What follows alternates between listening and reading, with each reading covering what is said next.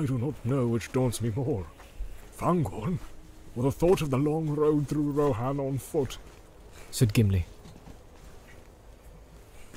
Then let us go to the forest, said Aragorn. It was not long before Aragorn found fresh signs. At one point, near the bank of the Entwash, he came upon footprints. Hobbit prints, but too light for much to be made of them. Then again, beneath the bole of a great tree, on the very edge of the wood, more prints were discovered. The earth was bare and dry, and did not reveal much.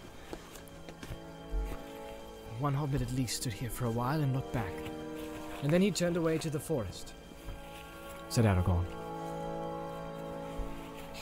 Then we must go in too, said Gimli. But I do not like the look of this Fangorn, and we were warned against it. I wish the chase had led anywhere else. I do not think the wood feels evil, whatever tales may say, said Legolas. He stood under the eaves of the forest, stooping forward, as if he were listening, and peering with wide eyes into the shadows. No, it is not evil. Or what evil is in it is far away. I catch only the faintest echoes of dark places, where the hearts of the trees are black. There is no malice near us, but there is watchfulness and anger. Well, it has no cause to be angry with me, said Gimli. I have done no harm. That is just as well, said Legolas, but nonetheless it has suffered harm. There is something happening inside, or going to happen. Do you not feel the tenseness? It takes my breath. I feel the air is stuffy, said the dwarf. This wood is lighter than Mirkwood, but it is musty and shabby. It is old, very old, said the elf, as I have not felt since I journeyed with you children. It is old and full of memory. I could have been happy here if I had come in days of peace. I dare say you could, snorted Gimli. You are a wood elf anyway, though elves of any kind are strange folk. Yet you comfort me. Where you go, I will go. But keep your bow ready to hand, and I will keep my axe loose in my belt. Not for you, sod trees, he added hastily, looking up at the tree under which they stood. I do not wish to eat that old man at unawares without an argument ready to hand, that is all. Let us go. With that, the three hunters plunged into the forest of Fangorn. Legolas and Gimli left the tracking to Aragorn. There was little for him to see. The floor of the forest was dry and covered with a drift of leaves, but guessing that the fugitives would stay near the water, he returned often to the banks of the stream. So it was that he came upon the place where Merry and Pippin had drunk and bathed their feet. There, plain for all to see, were the footprints of two hobbits, one somewhat smaller than the other. This is good tidings, said Aragorn. Yet the marks are 2 days old, and it seems that at this point the hobbits left the waterside. Then what shall we do now? Said Gimli. We cannot pursue them through the whole fastness of Fangorn. We have come ill-supplied. If we do not find them soon, we shall be of no use to them, except to sit down beside them and show our friendship by starving together. If that is indeed all we can do, then we must do that, said Aragorn. Let us go on. They came at length to the steep, abrupt end of Treebeard's Hill, and looked up at the rock wall with its rough steps leading to a high shelf. Gleams of sun were striking through the hurrying clouds, and the forest now looked less grey and drear. Let us go up and look about us, said Legolas. I still feel my breath short. I should like to taste a freer air for a while. The companions climbed up. Aragorn came last, moving slowly. He was scanning the steps and ledges closely. I am almost sure that the hobbits have been up here, he said. But there are no other marks. Very strange marks which I do not understand. I wonder if we can see anything from this ledge which will help us to guess which way they went next. He stood up and looked about, but he saw nothing that was of any use. The shelf faced southward and eastward, but only on the east was the view open. There he could see the heads of the trees descending in ranks towards the plain from which they had come. They have journeyed a long way round, said Legolas. We could have all come here safer together if we had left the great river on the second or third day and struck west. Few can foresee whither their road will lead them, till they come to its end. But we did not wish to come to Fangor, said Gimli. Yet here we are, and nicely caught in the net, said Legolas. Look! Look at what? Said Gimli. There, in the trees. Where? I have not elf eyes. Hush! Speak more softly. Look, said Legolas, pointing. Down in the wood, back in the way that we have just come. It is he. Can you not see him passing from tree to tree? Oh, I see. I see now. Hissed Gimli. Look, Aragorn. I don't warn you. There is the old man, all in dirty grey rags. That is why I could not see him at first. Aragorn looked and beheld a bent figure moving slowly. It was not far away. It looked like an old beggar man, walking warily, leaning on a rough staff. His head was bowed, and he did not look towards them. In other lands they would have greeted him with kind words, but now they stood silent, each feeling a strange expectancy. Something was approaching that held a hidden power, or menace. Gimli gazed with wide eyes for a while as step by step the figure drew nearer. Then suddenly, unable to contain himself longer, he burst out. Your bow, Legolas! Bend it! It's ready! It is Saruman! Do not let him speak or put a spell on us! Shoot first! Legolas took his bow and bent it, slowly, and as if some other will resisted him. He held an arrow loosely in his hand, but did not fit it into the string. Aragorn stood silent. His face was watchful and intent. Why are you waiting? What is the matter with you? Said Gimli in a hissing whisper. Legolas is right, said Aragorn quietly. We may not shoot an old man, sir, at unawares and unchallenged, whatever fear or doubt be on us. Watch and wait. At that moment, the old man quickened his pace and came with surprising speed on the foot. It seemed to Aragorn that he caught the gleam of eyes keen and bright from within the shadow of the hooded brows. At last, the old man broke the silence. Well met indeed, my friends, he said in a soft voice. I wish to speak to you. Will you come down, or shall I come up? Without waiting for an answer, he began to climb. No! Cried Gimli. Stop him, Legolas! Did I not say that I wish to speak to you? Said the old man. Put away your bow, Master Elf. The bow and arrow fell from Legolas's hands, and his arms hung loose at his sides.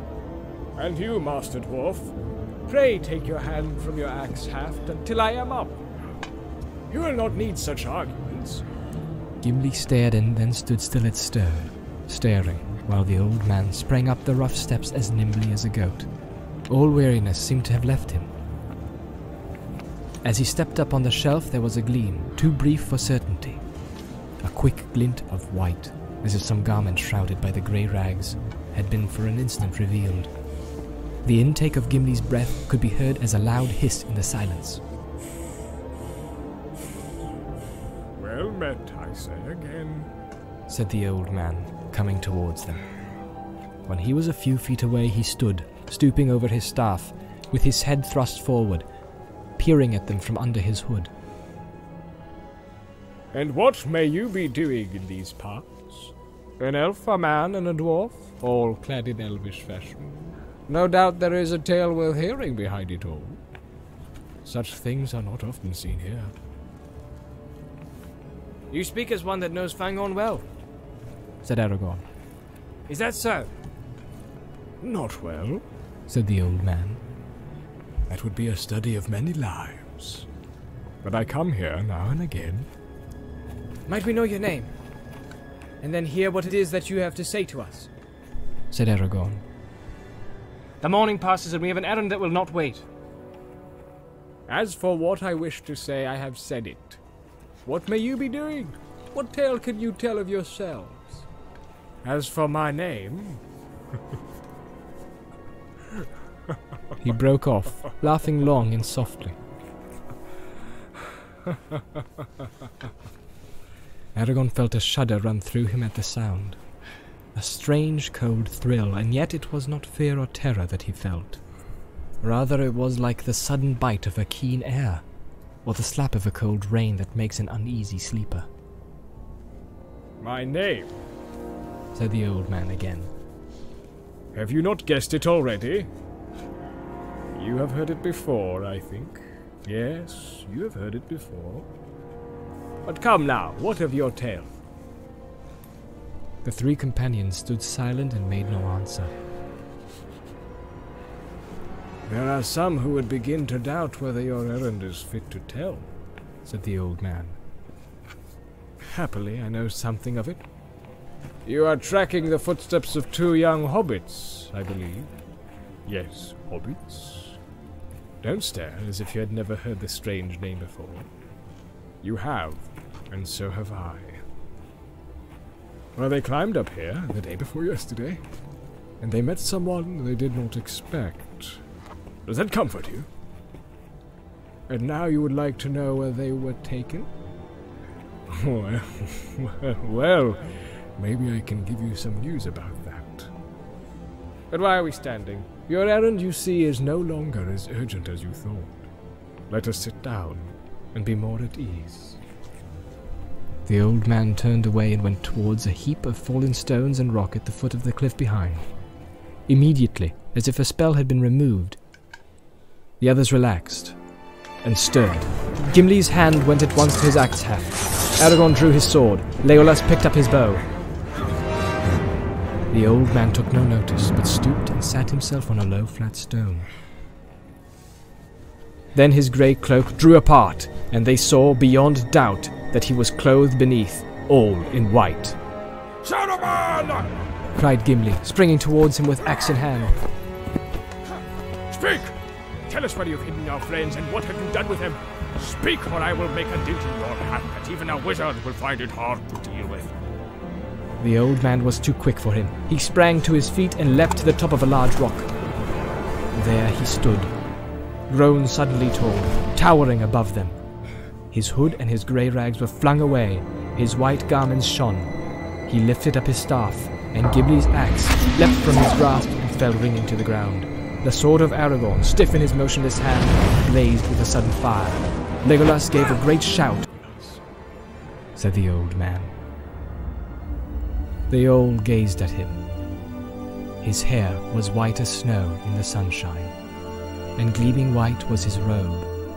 His eyes under his deep brows were bright, piercing as the rays of the sun. Power was in his hand.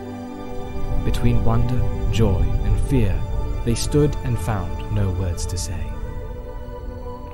At last Aragorn stirred.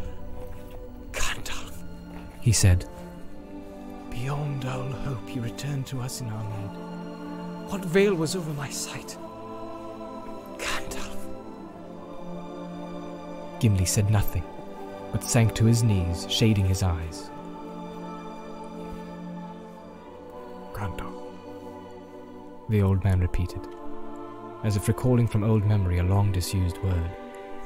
Yes, that was my name. I was Gandalf. He stepped down from the rock, and picking up his grey cloak wrapped it about him. It seemed as if the sun had been shining, but now was hid in cloud again. Yes, you may still call me Gandalf, he said, and the voice was the voice of their old friend and guide. Get up, my good Gimli. No blame to you, and no harm done to me. Indeed, my friends, none of you have any weapon that could hurt me. Be merry. We meet again, at the turn of the tide. The great storm is coming, but the tide has turned. He laid his hand on Gimli's head, and the dwarf looked up and laughed suddenly. Gandalf, he said. But you are all in white. Yes, I am white now, said Gandalf. Indeed I am Saruman, one might almost say. Saruman as he should have been. But come now, tell me of yourselves. I have passed through fire and deep water since we parted. I have forgotten much that I thought I knew, and learned again much that I had forgotten. I can see many things far off, but many things that are close at hand I cannot see. Tell me of yourselves. What do you wish to know? Said Aragorn. All that has happened since we had parted on the bridge would be a long tale. Will you not first give us news of the hobbits? Did you find them and are they safe? No, I did not find them, said Gandalf. There was a darkness over the valleys of the Emyn Wheel. I did not know of their captivity until the eagle told me. The eagle, said Legolas. I have seen an eagle high and far off. The last time was 3 days ago, above the Emyn Wheel. Yes, said Gandalf. That was Gwaihir the Windlord, who rescued me from Orthanc. I sent him before me to watch the river and gather tidings. His sight is keen, but he cannot see all that passes under hill and tree. Some things he has seen, and others I have seen myself. The ring now passed beyond my help, or the help of any of the company that set out from Rivendell. Very nearly it was revealed to the enemy, but it escaped. I had some part in that, for I sat in a high place, and I strove with the dark tower, and the shadow passed. Then I was weary, very weary, and I walked long in dark thought. Then you know about Frodo, said Gimli. How do things go with him? I cannot say. He was saved from a great peril, but many lie before him still. He resolved to go alone to Mordor, and he set out. That is all I can say. Not alone, said Legolas. We think that Sam went with him. Did he? Said Gandalf, and there was a gleam in his eye and a smile on his face. Did he indeed? It is news to me. Yet it does not surprise me. Good, very good. You lighten my heart. You must tell me more. Now sit with me and tell me the tale of your journey. The companion sat on the ground at his feet, and Aragorn took up the tale. For a long while Gandalf said nothing, and he asked no questions. His hands were spread upon his knees, and his eyes were closed. At last, when Aragorn spoke of the death of Boromir and of his last journey upon the great river, the old man sighed. You have not said all that you know or guess, Aragorn, my friend, he said quietly. Poor Boromir. I could not see what happened to him. It was a sore trial for such a man. A warrior, and the lord of men. Galadriel told me that he was in peril, but he escaped in the end. I am glad. It was not in vain that the young hobbits came with us, if only for Boromir's sake. But that is not the only part they have to play. And their coming was like the falling of small stones that starts an avalanche in the mountains. Even as we talk here, I hear the first rumblings. Saruman had best not be caught away from home when the dam bursts. In one thing you have not changed, dear friend, said Aragorn. You still speak in riddles. What? In riddles? Said Gandalf. No, for I was talking aloud to myself. A habit of the old. They choose the wisest person present to speak to. The long explanations needed by the young are wearying. He laughed, but the sound now seemed warm and kindly, as a gleam of sunshine. I am no longer young, even in the reckoning of men of the ancient houses, said Aragorn. Will you not open your mind more clearly to me? What then shall I say? Said Gandalf, and paused for a while in thought. This, in brief, is how I see things at the moment. If you wish to have a piece of my mind as plain as possible. The enemy, of course, has long known that the ring is abroad, and that it is borne by a hobbit. He knows now the number of our company that set out from Rivendell, and the kind of each of us. But he does not yet perceive our purpose clearly. He supposes that we are all going to Minas Tirith, for that is what he would himself have done in our place. And according to his wisdom, it would have been a heavy stroke against his power.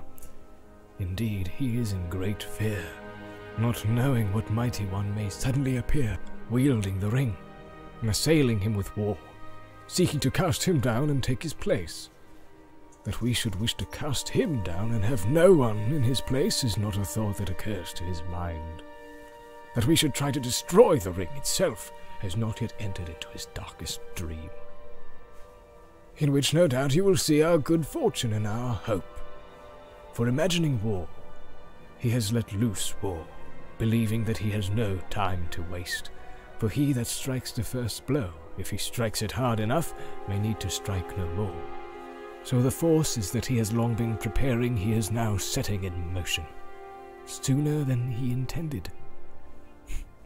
Wise fool.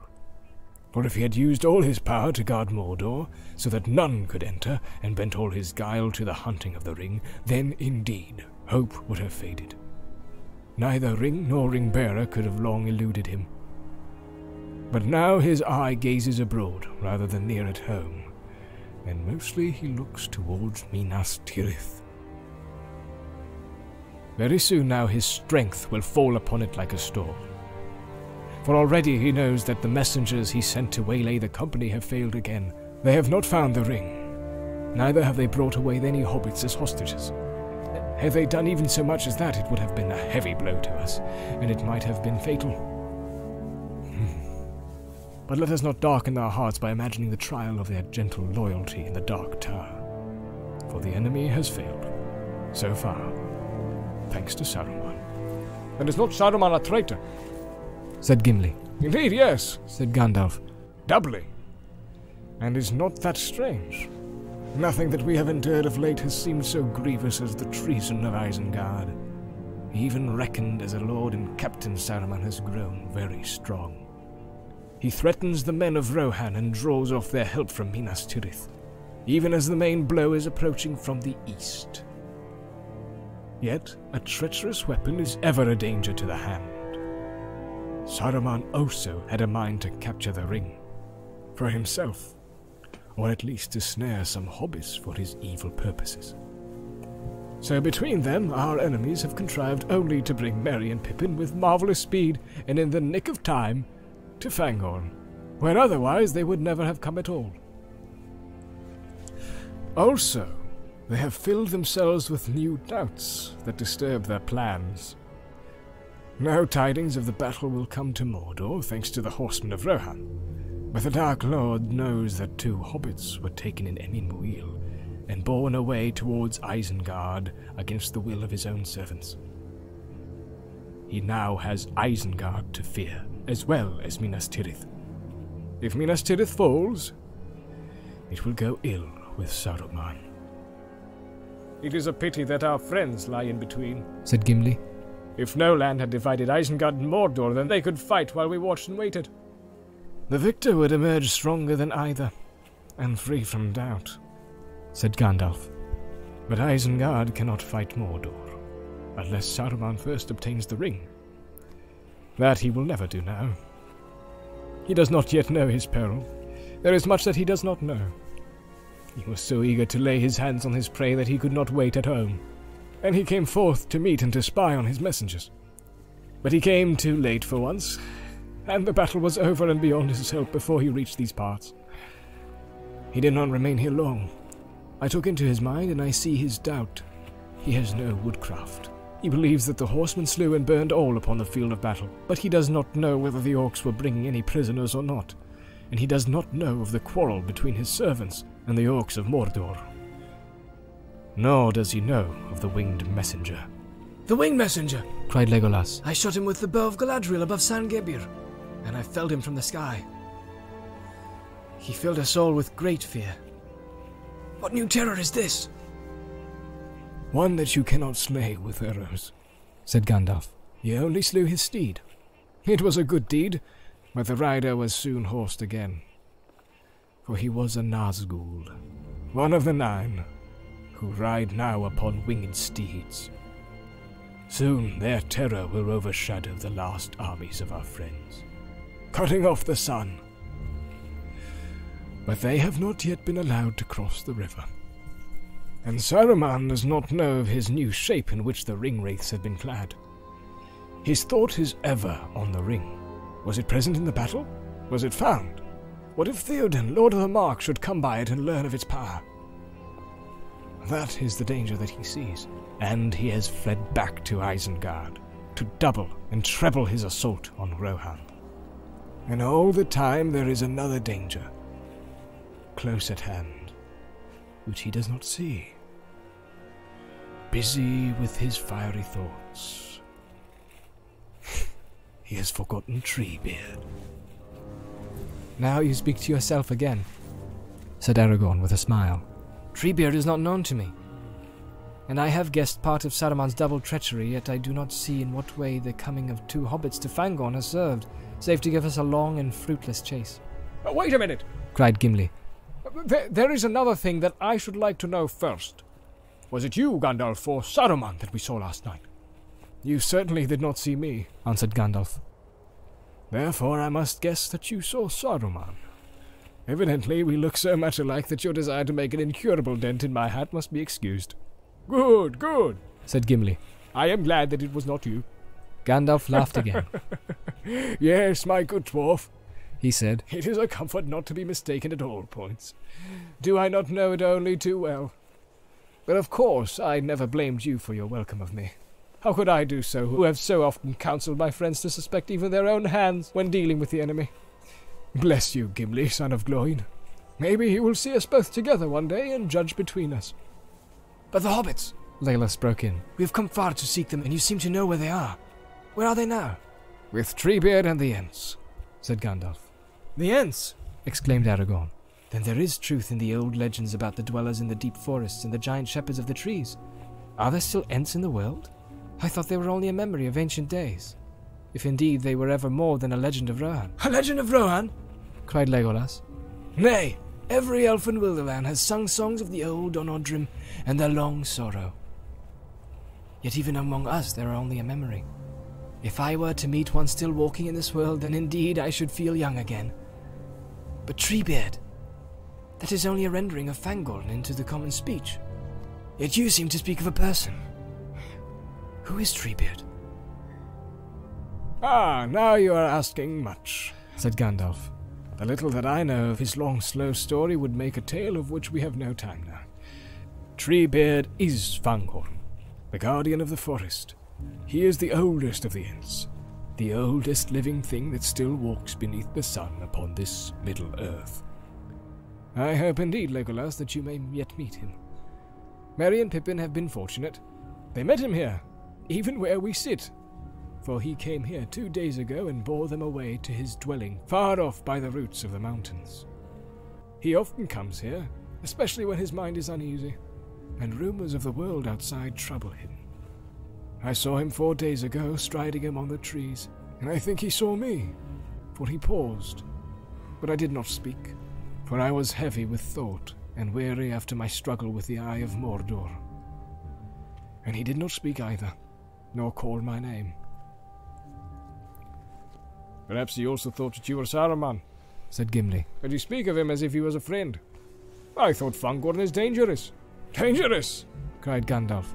So am I. Very dangerous.